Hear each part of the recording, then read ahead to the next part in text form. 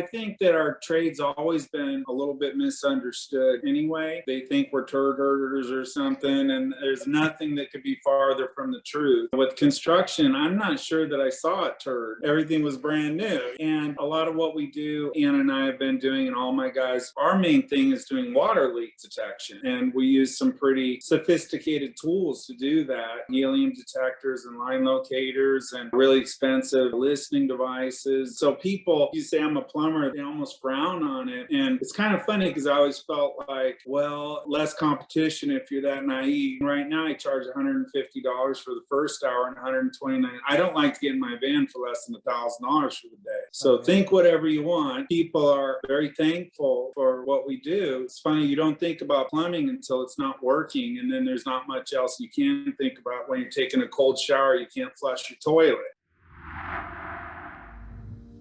When you first started, and obviously I tried finding some things about you, and I saw that you've actually owned a Better Plumbing company for over 15 years. I worked for other companies for 10 years before that. I did about 5 years of residential construction, 5 years of commercial, and then started my business 15 years ago. And it's pretty much been service and repair, but we do a little of everything. We've done some pretty big remodels and some construction. We just remodeled a bathroom and stuff of that nature, smaller jobs that don't get too big. Probably the biggest job I've done is a $50,000 job. Yeah, that's what we've been doing. And so I've had up to 4 employees before I have 3 vans. And I noticed about 5 or 6 years ago, I lost a couple of my guys. So I've tried repeatedly over the last 5 years to hire guys, and it is futile. It's just like the last guy I had, he was with me for a year, but he just wasn't motivated to really learn and grow. He was content to just kind of be there and get his paycheck, but not really grow. I didn't see that coming when I started the business. I'm at the end of the boomers, and our attitude was always learn how to do this, get good, be better than the guy next to you. That way I'll get more money. Going back to when you started, how different was the mentality or the view of a tradesperson? Because I think that has a lot to do with it, the way people view things, their perspective about a job, or having that job means what about you. So back in when you started, how did people perceive being a plumber? Was it looked at differently? I think that our trade's always been a little bit misunderstood anyway. They think we're turd herders or something, and there's nothing that could be farther from the truth. With construction, I'm not sure that I saw a turd. Everything was brand new. And a lot of what we do, Anna and I have been doing, and all my guys, our main thing is doing water leak detection. And we use some pretty sophisticated tools to do that. Helium detectors and line locators and really expensive listening devices. So people, you say I'm a plumber, they almost frown on it. And it's kind of funny because I always felt like, well, less competition if you're that naive. Right now I charge $150 for the first hour and $129. I don't like to get in my van for less than $1,000 for the day. So think whatever you want. People are very thankful for what we do. It's funny, you don't think about plumbing until it's not working, and then there's not much else you can think about. When you're taking a cold shower, you can't flush your toilet. It's really funny because going off the stigma of the plumbing trade, if I had $1 for every time I told somebody or a stranger, oh yeah, I'm a plumbing apprentice, the first thing out of their mouth is ew. Just like my dad is saying, it is very misunderstood, and it's definitely something taken for granted. You wake up, you brush your teeth in the morning, you wash your hands after you go to the bathroom, after using the bathroom itself, and then further than that, without us even thinking about it, because we're in contact with this every day, but without plumbers, we wouldn't have hospitals, we wouldn't have modern anything. The only thing that separates a first world country from a third world country is proper plumbing. If I could drop a bomb, I would right there. Our slogan is keepers of the nation's health and hygiene. We do more to keep people healthy than doctors help them when they're sick. Doctors wouldn't be able to sterilize their tools and equipment, their hands. People think of a plumber as a big burly guy with a big belly going into people's houses and plunging out their toilets. It's interesting because Bill Gates, when he did his philanthropy, the first thing he did was to come up with a way of disposing of human waste and coming up with some kind of toilet that, I don't know if they ended up incinerating it or whatever, but that was his first thing. He spent a bunch of money on that. So it just shows you how important it is, especially with the underdeveloped nations and so forth. So going off of that, it's a very important trade. It's an important thing to do. So it would be an important career for people to go into. And as far as from my perspective, from what I have seen, a lot of people in my age bracket are struggling struggling. They struggle to pay the bills, paycheck to paycheck. They don't tend to have a high satisfaction with their job. It's just a job to them. It's a means to an end. It's not a career. So that's the interesting thing. I always tell Anna, it's just really good to be good at something you do. I don't care what it is. If you make shoes, make $1,700 shoes. If you dig ditches, dig footings for billion-dollar casinos. Whatever it is that you do, just be the very best that you can do at it, and you will derive satisfaction from that. People will appreciate you. There's so much more to work than just the paycheck. I'll tell you right now, I'm inclined to want to be helpful to people, and then it makes you feel good to go in and they're stressed out and they have this issue and it's kind of a mystery to them, and you calmly can go there, you have the solution, and people are just so thankful on top of being able to make a pretty good living. Not only that, that's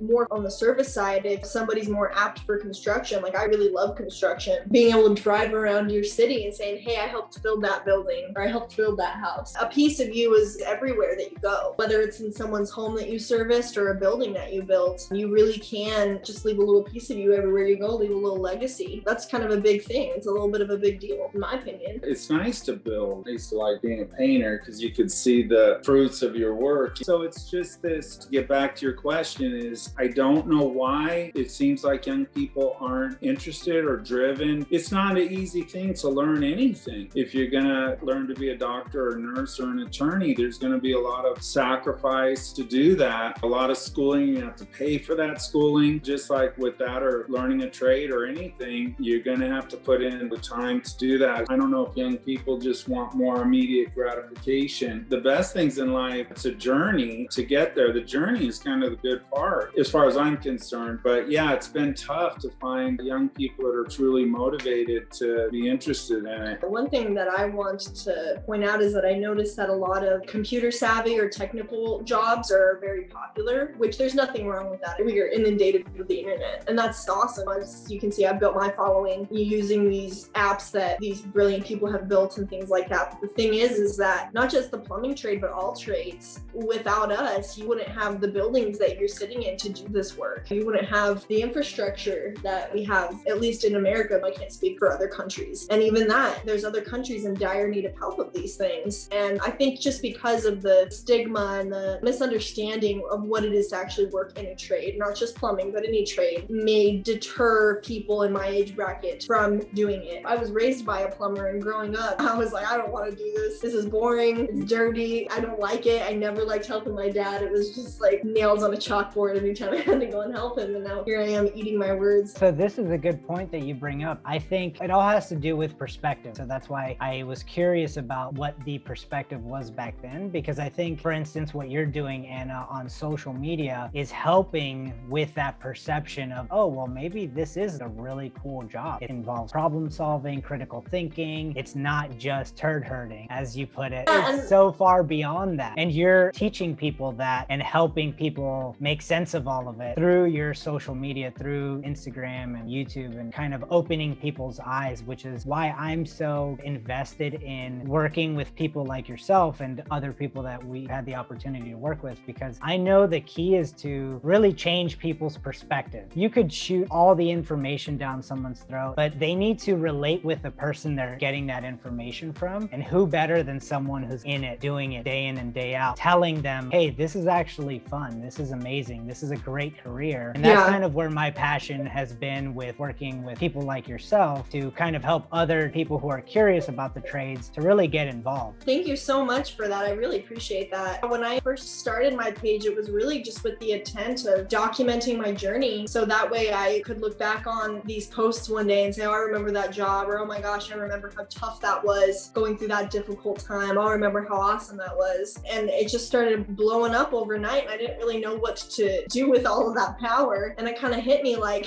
there's probably so many women, if they're not in my shoes, they're curious about my shoes. So I grew this platform, and I really have had a lot of positive feedback. And I realized that it's important to document what I do at work. It's definitely really cool to see the actual plumbing work and the job sites and things like that. But it's also equally important to show that outside of being a rough and tumble trades apprentice, I have a life. I am a feminine female that enjoys going out with my friends. I enjoy going to events and putting on makeup and just doing things that a typical woman in her mid-20s likes to do. And so it just kind of shows best of both worlds. You can have it all. You can do both. And anybody that thinks otherwise is a little ignorant, in my opinion. The beauty of this is that we face a problem, and I don't care whether you're a man or woman or what color you are or whatever, it's black or white. Either you fix the leak or you don't. And at the end of the day, people don't even really care what you look like. My dad will go into a job, oh, you know, I have my hair, blah, blah, blah. And at the end of the job,